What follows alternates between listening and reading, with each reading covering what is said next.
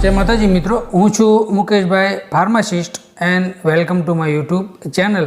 माँ चामुंडा ने प्रार्थना करूँ कि सर्व जीव ने माताजी खूब सारी तंदुरस्ती आपे, केम कि अपनी तंदुरस्ती आपणुं स्वास्थ्य जो सारू हशे तो जे कांई आपणे सुख भोगववानुं छे आपणा शरीर थकी भोगववानुं होय छे, माटे आपणुं स्वास्थ्य सारूं हशे तो आपणे लांबू अने स्वस्थ जीवन जीवी शकशुं।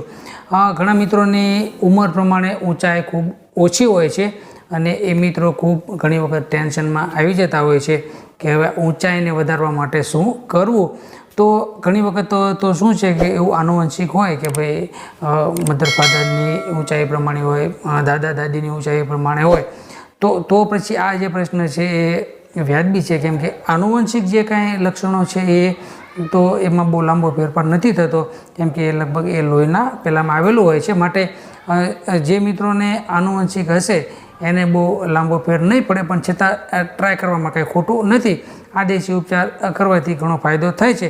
કદાચ આનુવંશિક હોય તો એ ટ્રાય તો આપણે કરી શકીએ છીએ, કેમ કે કોઈપણ પ્રકારના દેશી ઉપચારથી કોઈપણ પ્રકારનું નુકસાન તો આપણને થવાનું નથી। અને જે કાંઈ વસ્તુ આપણે દેશી ઉપચારમાં વાપરવાની છે એ તો એકદમ સાદી સિમ્પલ અને ઘરે આપણે જે કાંઈ જમતા હોય એમાંથી જ આપણે વાપરવાની હોય છે। તો ઊંચાઈ જે મિત્રોની ઓછી છે અને જે કાંઈ ઉંમર છે એના પ્રમાણમાં ઊંચાઈ ઓછી છે તો એ મિત્રો માટે ખૂબ સારો દેશી ઉપાય છે। તો એ દેશી ઉપાય તો આપણે કરીશું, તે પણ એ પહેલાં આપણે ખોરાકમાં શું ફેરફાર કરવાનો એ જાણી લઈએ। તો દૂધ જે છે એ સૌથી મહત્ત્વનું અને ખૂબ જ અગત્યનું જે દ્રવ્ય છે, પીણું છે, એ ખોરાક તરીકે અને પૌષ્ટિક આહાર છે। તો દૂધનો ઉપયોગ છે એ મહત્તમ વધારેમાં વધારે આપણે લઈએ એવું કંઈ વ્યવસ્થા કરવી જરૂરી છે। અને એમાંય ખાસ કરીને ગાયનું દૂધ લેવું એ ખૂબ ફાયદાકારક છે। તો ગાયનું દૂધ લેતા રહેવું અને થોડી થોડી એક્સરસાઇઝ પણ કરવાની છે। એક્સરસાઇઝમાં તમે પુલઅપ્સ કરી શકો છો, જેટલી આપણી કેપેસિટી હોય 5, 10, 15, 20, 25 જે પ્રમાણે પુલઅપ્સની આપણી કેપેસિટી હોય એ પ્રમાણે પુલઅપ્સ કરી અને હાઇટ ઇન્ક્રીઝ કરવાના પ્રયત્નો કરવા જોઈએ। લગભગ તો 18 વર્ષથી એમ સમજો ને કે 25 વર્ષ સુધી હાઇટ ઇન્ક્રીઝ થઈ શકે છે। 25 વર્ષ પછી જે કાંઈ મિત્રોને આવો પ્રોબ્લેમ હોય એટલે કે સમજો ને કે 25 વર્ષ પછી તમે દેશી ઉપચાર કરશો તો એમાં બહુ લાંબો ફેર નહીં પડે। જો તમારી એજ 18 વર્ષથી 25 વર્ષની વચ્ચે હોય તો તમે આ દેશી ઉપચાર કરી અને એનો ફાયદો મેળવી શકો છો।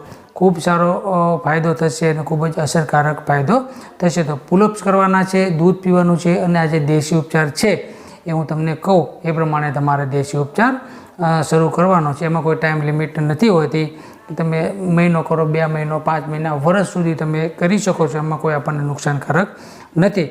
તો હાઇટ વધારવા માટેનો જે દેશી ઉપચાર છે એ દેશી ઉપચાર આપણે હવે જોઈએ। તો એમાં સૌથી પહેલાં તો 1 ચમચી અશ્વગંધા પાવડર લેવાનો છે।